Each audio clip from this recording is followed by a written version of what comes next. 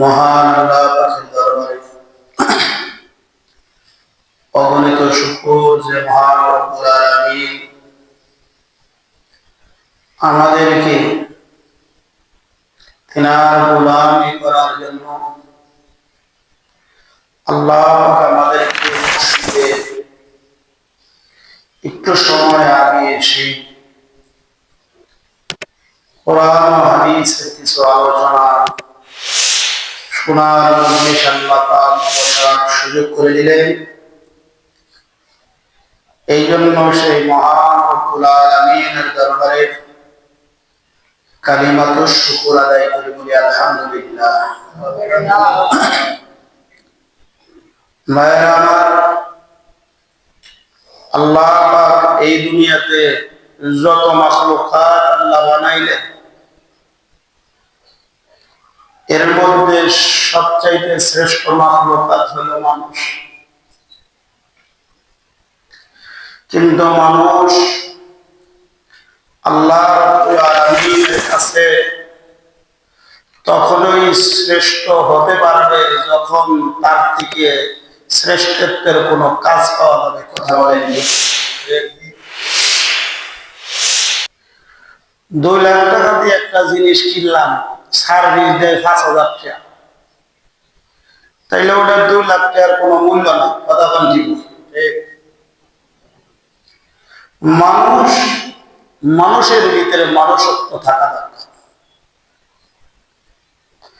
মানুষ তখনই আল্লাহর কাছে দামি হতে পারবে যখন মানুষের সম্পর্কটা আল্লাহর সাথে থাকবে। কথা বলেন ঠিক কিনা? আল্লাহ রাব্বুল আলামিনের সাথে মানুষের সম্পর্ক ঠিক থাকার জন্য সবচাইতে বড় মাধ্যম হলো আল্লাহ পাকের গোলাম আল্লাহর কাছে সবসময় ইস্তেগফারের মাধ্যমে নিজেকে ছোট মনে করে নতজানু হয়ে আল্লাহর দরবারে নিজেকে হাজির দেওয়া। কথা বলেন ঠিক কিনা? ভাইরা আমার, হাদিসের মধ্যে আসছে আল্লাহর রাসূল যার কোন পয়গম্বরেরই গুনাহ নেই, সমস্ত পয়গম্বররা মাসুম। হাদিসের মধ্যে আসছে রাসূলুল্লাহ সাল্লাল্লাহু আলাইহি ওয়াসাল্লাম দৈনন্দিন 70 বার ইস্তেগফার করতেন, আল্লাহর কাছে ক্ষমা চাইতেন। অথচ তিনার এই সিনাকে 4 বার সাক করা হয়েছে, 4 বার সিনা সাক করা হয়েছে। জমজম পানি দ্বারা ধৌত করা হয়েছে, গুনাহের কোনো গান্দেগি নেই। অথচ পয়গম্বরের ব্যাপারে আল্লাহ পাক সার্টিফিকেট দিয়েছেন, মা তাকাদ্দামা মিন যামবিহি ওয়া মা তাআখার, পূর্বের পরের কোনো গুনাহই নাই। যদিও মুহাদ্দিসিন ইকরাম একটা ব্যাখ্যা এইভাবে করেছেন, রাসূলুল্লাহ সাল্লাল্লাহু আলাইহি ওয়াসাল্লাম কেন তিনি ইস্তেগফার করতেন, আল্লাহর কাছে কেন ক্ষমা চাইতেন? মুহাদ্দিসিন ইকরাম বলেন এর একটাই কারণ হলো আল্লাহর পয়গম্বর নিজের জন্য তিনি ইস্তেগফার যাই করতেন, এটার উদ্দেশ্য হলো আল্লাহ তুমি আমার আনেওয়ালা সকল উম্মতকে মাফ করে দিবা, উম্মতের পক্ষ থেকে আমি পয়গম্বর ইস্তেগফার করলাম। বলেন সুবহানাল্লাহ। আল্লাহর নবী যার গুনাহ নাই, যার 4 বার সিনা সাক করা হলো, তাকে যদি তিনি দৈনন্দিন 70 বার যদি ইস্তেগফার করেন, তাহলে আমাদের কতবার আল্লাহর কাছে ইস্তেগফার করা দরকার? কথা বলেন ঠিক কিনা? ভাইরা আমার, নিজেকে এই পরিমাণ ইস্তেগফার করা দরকার যাতে আল্লাহ পাক যেই পরিমাণ গুনাহ মার হবে তার ঔষধ হলো ওই পরিমাণ ইস্তেগফার করা। কথা বলেন ঠিক কিনা? এ জমিন কার বাবা? এ আসমান কার? আপনি কার? আমি কার? আল্লাহ। এ জমিন আল্লাহ, এ আসমান আল্লাহ, আল্লাহর গোলাম। এই জমিন, এই আসমান সব কিছু আল্লাহ। এ বন্ধু, আমার আল্লাহ পাক এই জমিনের রাজত্ব একমাত্র আল্লাহর বান্দা মুসলমানদেরকে আল্লাহ রাব্বুল আলামিন দিয়েছেন। কিন্তু দুঃখের বিষয় হলো কোন মানুষ মুসলমানরা এই পৃথিবীতে রাজত্ব চালাবে, মুসলমান তাদের হাতে ক্ষমতা থাকবে। কিন্তু দুঃখের বিষয় হলো আজকে মুসলমানরা বিভিন্ন জায়গায় লাঞ্ছিত, অপমানিত। এটা একটাই কারণ হলো আল্লাহর বান্দা আল্লাহর সাথে সম্পর্ক খারাপ হয়ে গেছে। কথা বলেন ঠিক কিনা? আল্লাহর বান্দা আল্লাহর থেকে আমরা অনেক দূরে চলে গেছি, আল্লাহর সাথে আমাদের সুসম্পর্ক নাই। যার কারণে আজকে ইহুদি নাসারাদেরকে দিয়ে আমাদেরকে পিটানো হয়। কথা বলেন ঠিক কিনা? বন্ধুরা আমার, মায়ের সন্তান মায়ের কাছে সবচাইতে বেশি দামি। মা তার সন্তানকে সবচাইতে বেশি ভালোবাসে, বাবা তার সন্তানকে সবচাইতে বেশি ভালোবাসে। এরপরও যখন এ সন্তান যখন মা বাবার ইজ্জতের মধ্যে হানা দেয়, মা বাবার ইজ্জত নষ্ট করে ফেলে, তখন অনেক সময় মা পাড়ার চাচাকে ডাইকাই না বলে সন্তান বেদব হয়ে গেছে, সন্তান নষ্ট হয়ে গেছে। পাড়ার মানুষ দিয়া নিজের সন্তানকে পিটায়। কথা বলেন ঠিক কিনা? নিজের সন্তান অন্যের দিয়ে পিটায়, মাতব্বার দিয়ে পিটায়। কারণ আমার সন্তান আমার সাথে সুসম্পর্ক নাই, আমার সন্তানের সম্পর্কটা আমার থেকে কাটা হয়ে গেছে, সেটআপ নাই। যার কারণে পাড়ার মাতব্বার দিয়ে শাসন করে, কেন? যাতে সন্তান আবার আমার কাছে আমার সন্তান ফিরে আসতে পারে। এই মানুষগুলো যখন নামাজ না পড়ে, সমাজের মানুষগুলো যখন অন্যায় করতে করতে মালিক থেকে দূরে চলে যায়, মানুষের ভিতরে মানুষ সত্য থাকে না। আমার আল্লাহ যদিও মুসলমানদের এত আদর করে, আল্লাহ তাআলা ইহুদি নাসারাদেরকে দিয়ে আমাদেরকে পিটাইয়া পিটাইয়া শাসন করে, যাতে করে আমরা আবার মালিকের কাছে ফিরে আসতে পারি। বন্ধুরে, আল্লাহর কাছে যদি দাবি হইতে চাও, তাহলে মালিকের সাথে সম্পর্ক সেটআপ করো। এই জমিন, এই আসমান, এই জমিনের সবকিছু আমার আল্লাহ মুসলমানদের জন্য তৈরি করেছে। বলেন সুবহানাল্লাহ। সবকিছু। বাবাজিরা আমার, আপনার সন্তান যদি আপনার টাকা পয়সা নষ্ট করে, মা বাবা অতটা রাগ হয় না। কথা বলেন ঠিক কিনা? টাকা নষ্ট করছে, দুঃখ নাই, শাসন করেন। বাড়িঘর নষ্ট করলো, তারপরও সন্তানকে শাসন করে বন্ধু। কিন্তু সন্তান যখন ইজ্জতের মধ্যে হানা দেয়, বাবার ইজ্জত নষ্ট করে ফেলে, তখন বলে বেড়ায়, এই সন্তান এতদিন তুমি আমার বাড়ি গাড়ি টাকা পয়সা ব্যবহার করেছ, আজকে থেকে তোমার জন্য সফল হয়ে গেল। কথা বলেন ঠিক কিনা? সন্তান বলে, বাবা বলে সন্তানকে, যাও, আমার বাড়ি আমার গাড়ি আমার টাকা পয়সা তুমি কিছুই ব্যবহার করতে পারবে না, কারণ তুমি আমার ইজ্জতে হানা দিয়েছ। এ বন্ধু,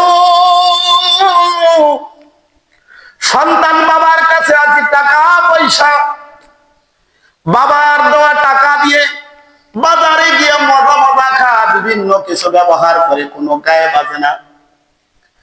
সন্তান যখন তাকে, সন্তানকে যখন বাবা ঘর থেকে বের করে দিল, এখন বাড়িতে বাহিরে গেছে, এখন আর ওই বাড়ি গাড়ি আর নাই, ভালো মন্দ বাজারে গেলে খাইতে পারে না। বাবার কাছে ছিল, বড় বড় গাড়ি চালাইছে, পালসার হুন্ডা চালায়, প্যান্ট পরে জাপানি প্যান্ট, গায়ের গেঞ্জিটা পরে বন্ধু আমার দামি দামি বিভিন্ন দেশের। কিন্তু বাবার সাথে সম্পর্কটা যখন নষ্ট হয়ে গেল, এখন বাবার টাকা দেয় না। কিছুদিন পরে বন্ধু আমার বাজার থেকে সাভার থেকে একটা পুরান গেঞ্জি কেনার সমর্থ হয় না। সন্তান বুঝতে পারলো আমার বাবার সাথে আমার সম্পর্কটা কাটা হয়ে গেছে, আমার বাবার সাথে আমার সম্পর্কটা সেটআপ করা দরকার। গিয়ে ধরে, অনেক সময় বাবার সাথে সম্পর্ক ভালো না থাকলে চাচাকে গিয়ে বল, চাচা, এ চাচা, আমার সম্পর্কটা আমার বাবার সাথে সেটআপ করে দেন। আমি বারবার আমার বাবার সাথে সম্পর্কটা খারাপ করে ফেলেছি।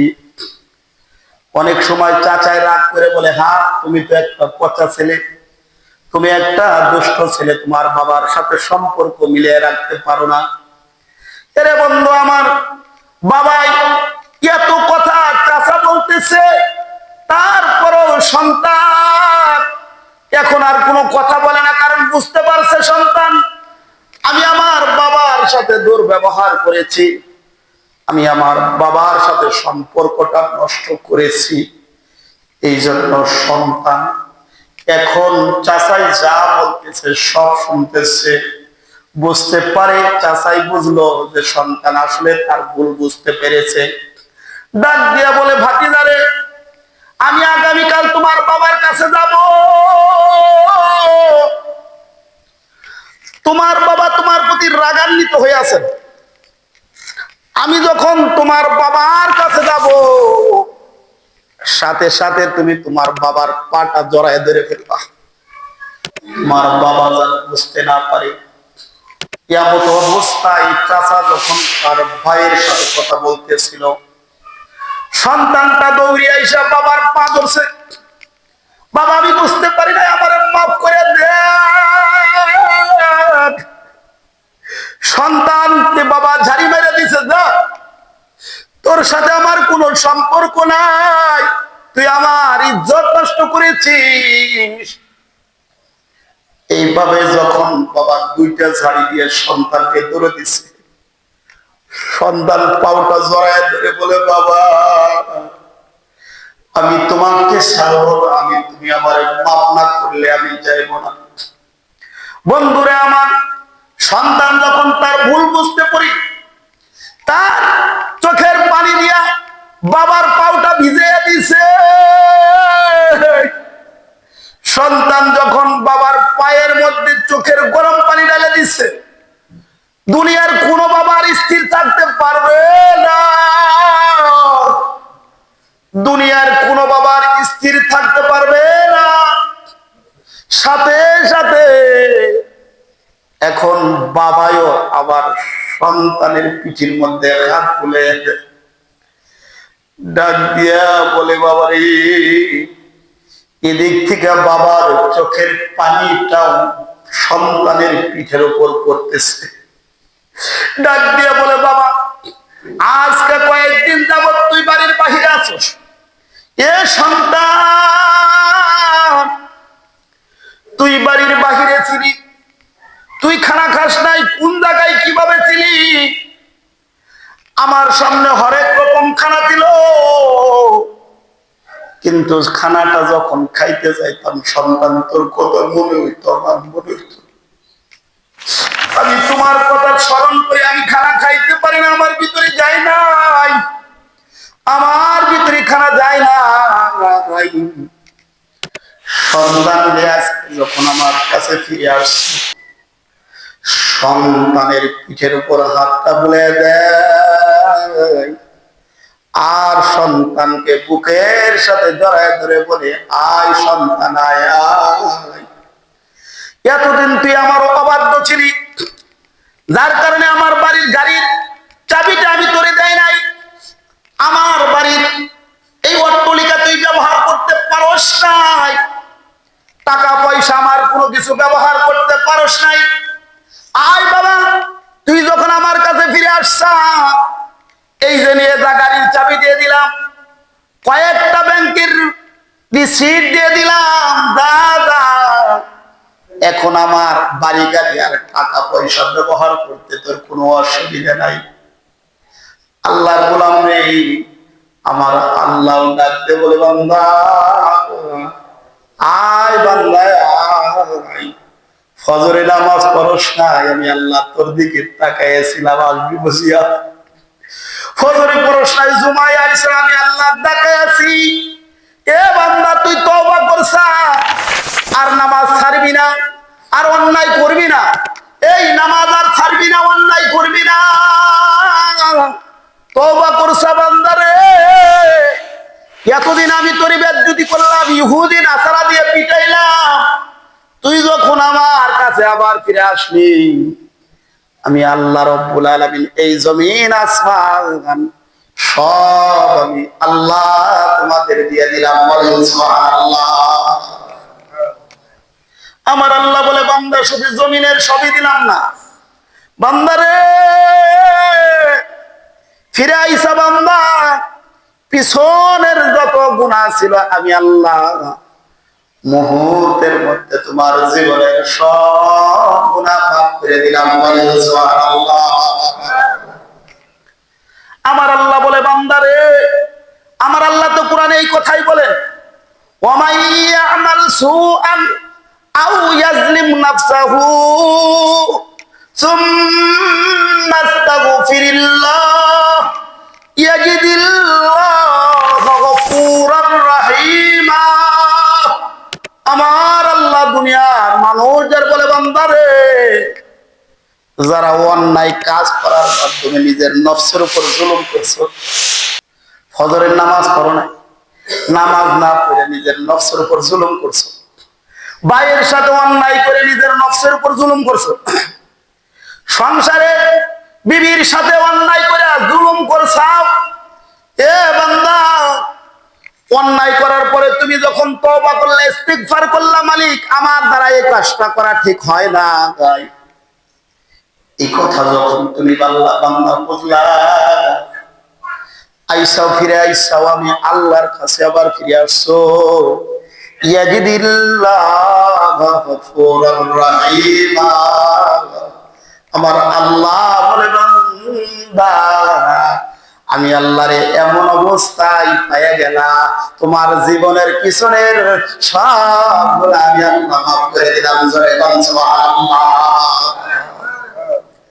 আল্লাহরে ডাকবে বান্দা, আল্লাহরে ডাকবে বান্দা, আল্লাহ বইলে ডাক, ওই আল্লাহরে ডাকলে আল্লাহ তোমার জীবনের সকল গুনাহ করে দিবেন মাফ। বলেন সুবহানাল্লাহ। বন্ধুরা আমার, চিন্তা করার তো আমাদের দরকার নাই, কারণ আমরা এমন একটা মালিক পাইছি, এমন একটা রব আমাদের। 70 বছর বান্দা যদি তুমি গুনাহ করে থাকো, 70 মিনিট আগে যদি তোমার জ্ঞান ফিরে এসে থাকে, তওবা ইস্তিগফার করার যদি সুযোগ হয়ে যায়, আমার আল্লাহর পয়গম্বরের মাধ্যমে আল্লাহ জানাইছেন, আমার আল্লাহ 70 বছরের গুনাহ আল্লাহ মাফ করে দিবে। বলেন সুবহানাল্লাহ। বান্দা কান্দো কান্দো, আল্লাহর জন্য কান্দো, বান্দারে কাঁদ, কাঁদলে রূহ সাফ হয়, কাঁদলে গুনাহ মাফ হয়, এই কাঁদলে আমার মালিককে আপন বানানো যায়। বলেন সুবহানাল্লাহ। এ বন্ধু, আমার পয়গম্বর একবার সাহাবীদেরকে নিয়ে আলোচনার মজলিসে বসা, আল্লাহর নবী ডাক দিয়ে বলেন, সাহাবীরা রে, কেউ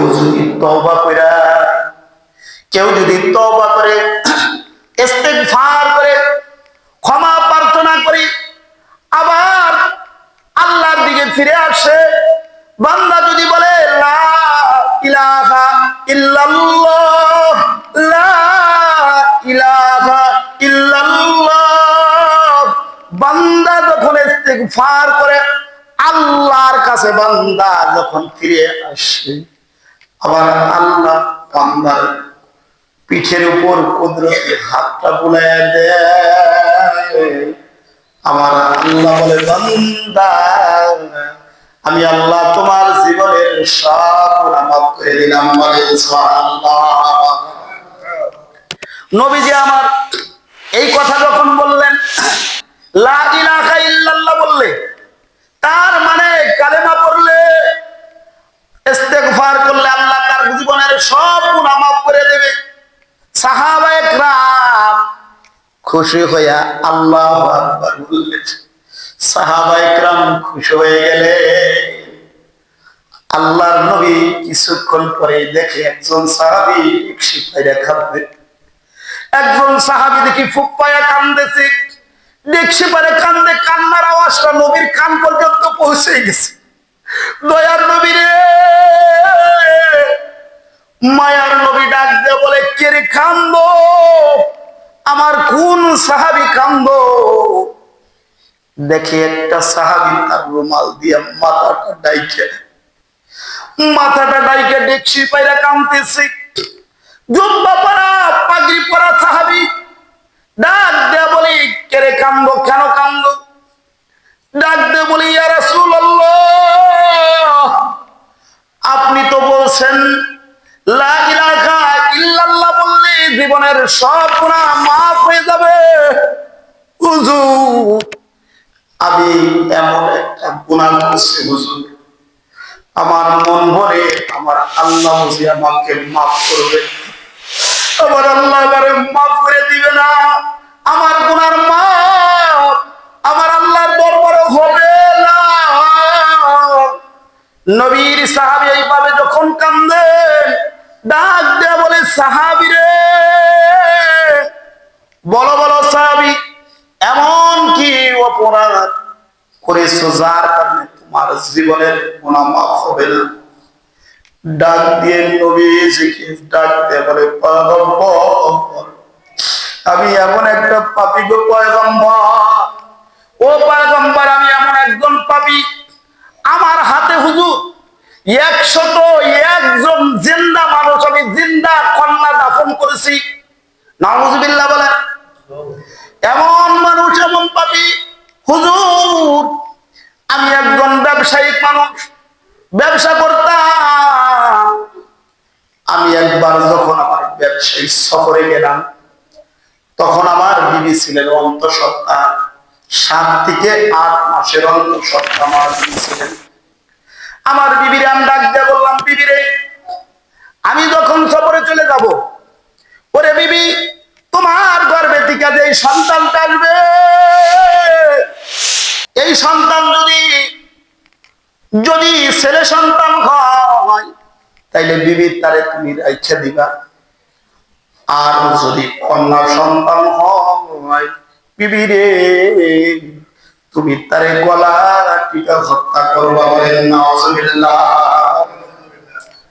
যদি কন্যা সন্তান হয়, তাহলে তুমি তারে মেরে ফেলবা। ডাক দিয়ে বলে, পয়গম্বর, আমি সফরে চলে গেলাম হুজুর, আমি ব্যবসায়ী কাজে চলে গেলাম, একদিন নয়, 2 দিন নয় হুজুর, কয়েক বছর পর্যন্ত থাকলাম। কয়েক বছর পরে যখন আমি আসতেছিলাম ব্যবসায়িক কাজ থেকে, আমার পরিবারের লোকেরা জানতে পারলো আমি চলে আসতেছি। আমার পরিবারের লোকেরা জানতে পারলো আমি চলে আসতেছি। আমার বিবি আমাকে স্বাগত ওয়েলকাম জানাবার জন্য চলে গেলেন। দেখি রে, আমার বিবির পাশে এমন একটা কন্যা সন্তান, যার চেহারাটা পূর্ণিমার চন্দ্রের মতো চমকাইতেছে। এত সুন্দর, এত সুন্দর, এত সুন্দর চেহারা বলা সন্তানটা তাকায় আছে আমার দিকে, তাকায় আছে। আমার বিবির পাশে ডাক দিয়ে বললাম, বিবি রে, এই সন্তানটা কার? ডাক দিয়ে বলি, স্বামী গো, এই সন্তানটা আপনার, এই সন্তানটা আপনার। হুজুর, আমার তারপরে কোনো মায়া হলো না। আমি আমার বিবিরে ডাক দিয়ে বললাম, তাইলে আমার এই কন্যার সন্তান তারে কেন মেরে ফেললে না? বলেন নাউজুবিল্লাহ। কেন তুমি তারে গলা টিপে মেরে ফেললে না? ডাক দিয়ে বলি, স্বামী, আমি বহুবার চেষ্টা করেছি। ও স্বামী, আমি তো মা, আমি পারি না, সব কাজ ইচ্ছে করলে আমি পারি না। আমি আমার সন্তানকে গলা টিপে মারতে চাইছি, কন্যা সন্তানকে। ও স্বামী, যখন আমার কন্যার দিকে তাকাই, আমার কন্যার চেহারাটা দেখলে স্বামী গো, আপনার কথা আমার স্মরণ হয়। বলেন সুবহানাল্লাহ। স্বামী গো, আমার কন্যার চেহারাটা দেখতে আপনার মতো দেখা যায়, এত সুন্দর, আমি তার নাম রাখলাম জামিলা। এত সুন্দর, আমি ওরে মারতে পারি নাই গো স্বামী, আমি পারি না। হুজুর এই কথা বলার পরে আমার সন্তানটা আমাকে বাবা বাবা বলে ছড়ায় ধরলো। রাতের বেলায় ঘুমের পরে গেলাম, হুজুর আমার অন্তর আমাকে ধোঁকা দিয়ে দিল। শয়তান আমার ঘাড়ের উপর চড়ে বসলো। শয়তান আমার ঘাড়ের উপর চড়ে বসলো, আমাকে প্ররোচনা দিতে লাগলো, ধোঁকা দিতে লাগলো। কিরে তাহিয়া, কন্যা সন্তানের বাবা হবি, পরের বাড়ি যায় কাজ করবে, জেরির কাজ করবে, অন্যের বাড়িতে কাজ করবে, দাসীর কাজ করবি। এটা আমার কাছে লজ্জার বিষয় মনে করো। হুজুর রাতের বেলায় উঠে আমি বড় একটা দড়ি পাকাইলাম। আমি নিজে একটা বড় দড়ি পাকাইলাম, দড়ির ব্যবস্থা করলাম। হুজুর সকাল হয়ে গেল, আমি আমার বিবিরে ডাক দিয়ে বললাম, বিবিরে দেরে, বিবি দে, তাড়াতাড়ি করে ফিরিয়ে দে, আমার সন্তানটাকে দিয়ে দে। আমি আমার সন্তানটাকে নিয়ে আমি দাওয়াতে যাব, আমার বন্ধুর বাড়িতে আমি দাওয়াতে যাব। এই কথা বলার পরে মায়ে যখন সাজায় দিল, এ বন্ধু ডাক দেয়া বলে, হুজুর আমি সাথে একটা খুন্তি নিলাম, হুজুর যেটা দিয়ে মাটি খনন করা হবে। আমার সন্তান, আমি ওরে একবার আমার কোলে নেই, সন্তানটা আমার মুখের মধ্যে চুমা দেয় আর ডাক দিয়ে বলে, বাবা আমি কিন্তু তোমার আর দূরে যাইতে দিব না, আমি তোমার আর দূরে যাইতে দিব না। আমার কথা কি তোমার স্মরণ হয় না? হুজুর আমার সন্তানের মুখে এই কথা শোনার পরও আমি বাবার একটু দয়া হলো না, আমি বাবার জন্য একটু দয়াও হলো না। এই কথা বলে হুজুর আমি আমার সন্তানটাকে একেবারে মরুপান্তরে অনেক দূরে নিয়ে গেলাম। আমার সন্তানটা খেলা করতেছিল, আমি মাটি খনন করতেছিলাম, গর্ত করতেছিলাম। ওই ধুলোবালি গুলো আমার চেহারার মধ্যে লাগতেছিল, দাড়ির ভিতরে ধুলোগুলো লাগতেছিল। আমার সন্তান নিজে তার কাপড় দিয়ে, জামা দিয়ে আমার মুখের দাড়ির থেকে ময়লা গুলো ফেলতেছিল আর বলতেছিল, বাবা এত বড় গর্ত কেন করো, বাবা এত বড় গর্ত কেন করো, আর কষ্ট করতেছো, তোমার গায়ের থেকে ঘাম ঝরতেছে, আসো বাবা আমি তোমার চেহারাটা আমি মুছে দেই। বন্ধুর এই মেয়ে যখন বারবার চেহারাটা মুছতেছিল, হুজুর তারপর আমার দয়া হলো না। হুজুর এই গর্ত করার পরে আমি আমার গর্ত থেকে যখন উঠলাম, মেয়েটারে ডাক দিয়ে বললাম, দেখ মা, দেখ দেখ, আয় আয়, কেমন হলো গর্তটা। হুজুর আমার মেয়েটা যখন গর্তের পারে গিয়ে উকি দিল, হুজুর আমার যুদ্ধ সন্তানটা আমি একটা লাথি বাইরে ধাক্কা দিয়ে গর্তে ফেলে দিলাম, গর্তের বলি আমি ফেলে দিলাম। হুজুর আমার সন্তানটা গর্তের মধ্যে পড়ে ডাক দিতেছিল, আব্বা গো আপনি আমার মায়ের না, বাবা মায়ের না। আমি আমার মায়ের মুখে শুনছি, আরব দেশে যদি কারো কন্যা সন্তান হয়, বাবা এটাকে অপমান মনে করে, এই জন্য তার মায়ের ফেলাই দেয়। বাবা গো আমি আপনার কাছে ক্ষমা চাই গো বাবা। ডাক দিয়া বলে, বাবা ক্ষমা চাই, জীবনটা ভিক্ষা চাই, আমি এখান থেকে বহু দূরে চলে যাব বাবা, জীবনে আপনার আর কোনোদিন বাবা বলে ডাকবো না। ও বাবা তারপর তুমি আমারে মাইরো না, তুমি আমারে মাইরো না বাবা, মাইরো না। হুজুর তারপরও আমার দয়া হলো না, আমি পাথরগুলো আমার সন্তানের মাথায় মারতেছিলাম, হঠাৎ করে দেখি আমার সন্তানের মাথা থেকে ফিনকি রক্ত দিয়ে বের হয়ে গেল, রক্তটা ফিনকি দিয়ে বের হয়ে গেল। এমন সময়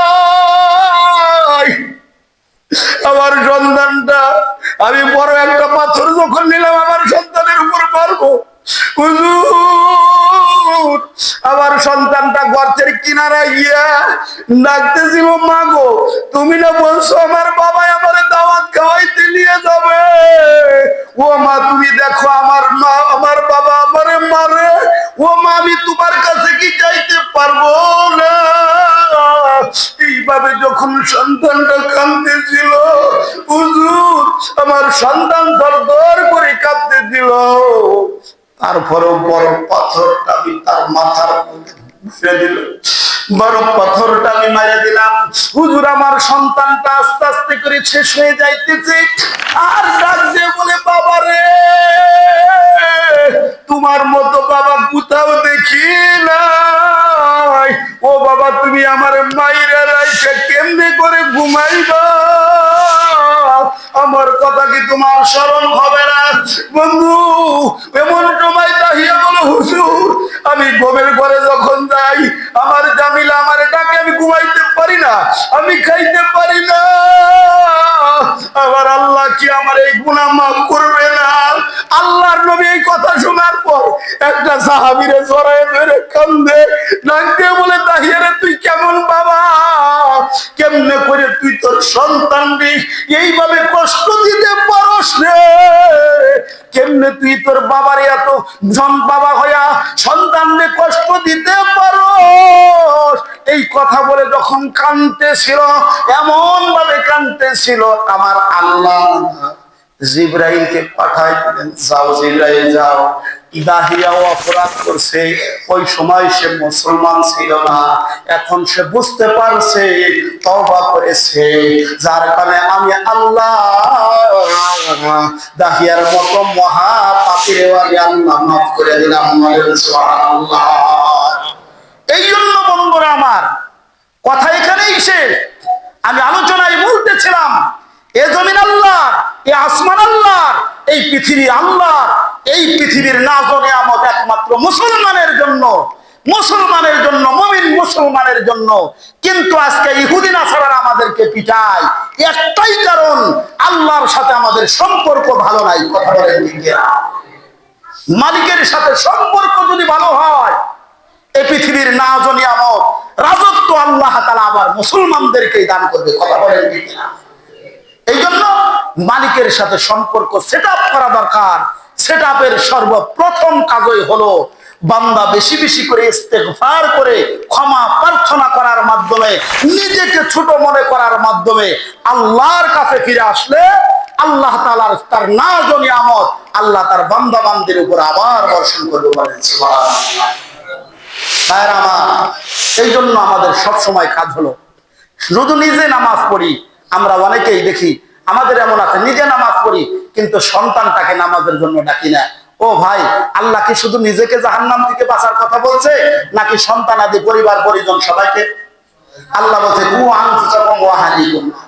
তুমি নিজেও জাহান্নামের পথ থেকে বাঁচার পথে চলো, তোমার পরিবার পরিজনকে জাহান্নামের পথ থেকে বাঁচার পথে চালাও।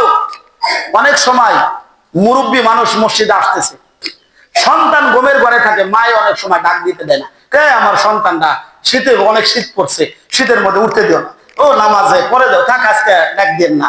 ও মা, আপনি আপনার সন্তানটাকে কম্বলের মধ্যে পেছান নাই, জাহান্নামের আগুনের মধ্যে পেছাইছেন। কথা বলেন ঠিক না? অথচ আপনি আপনার সন্তানের কল্যাণ যদি চাইতেন, সকালে দৌড়াই না। হ্যাঁ, দুই কারণে মানুষকে প্রহার করা যায়। একটা হলো, তার মধ্যে একটা হলো সন্তান যখন নামাজ না পড়বে 10 বছর হয়ে গেলে তাকে প্রহার করো, হাত ধরে নিয়ে আসো, নামাজে যাই। বাবাজিরা আমার, আপনারা আমার বড় আপন মানুষ, আমিও আপনাদের অনেক আপন মানুষ। সব সময় ভাইরে এই পৃথিবী থাকার জায়গা না। আমাদের অনেকের চুলদারি পেরে গেছে, এটা দ্বারা আর কি বুঝাইলো, আমার আর এগিয়ে থাকার সময় নাই, খাওয়ার সময় শেষ হয়ে আইছে। বাবা কথা বলেন ঠিক কিনা? বাইরে আমরা সব বুঝি, দান যখন পাইতে যায় তখন বুঝি এখানে আর দান থাকবে না জমিনে, এটা গুলাই চলে যাবে। আল্লাহ তোমার দান পাকাইয়া দিছে, এখন কি বান্দা বুঝো না? বান্দা কখন যেন তোমার ডাক আসবে, মসজিদের মুয়াজ্জিন বলে দিবে যে অমুক সাহেব যে নাই, মসজিদের পালকিখানা তোমার বাড়িতে চলে যাবে। বাবারে, এই পালকিতে চড়ার আগে তুমি নিজেকে আল্লাহর গোলাম, খাঁটি গোলাম বানাইয়া আর নবীর খাঁটি উম্মত বানাইয়া আইসো, তাইলেই রাসূল হাসরের ময়দানে তোমার জন্য অপেক্ষা করতে থাকবে, আর হাউজে কাউসারে পানি পান করাইয়া রাসূল সুপারিশ করে জান্নাতে নিয়ে দেবে। বলেন সুবহানাল্লাহ। এই জন্য ভাইরা আমার, আমরা এই কাজগুলো করবো তো ইনশাআল্লাহ। তাই আর সবাই যথা সময় বলতে, এমনিতে শুক্রবার 12:30টার ভিতরে যদি আসেন, দিনের দিনে একটা কথাবার্তা শোনা আমাদের সম্ভব হবে। কথা বলেন ঠিক কিনা?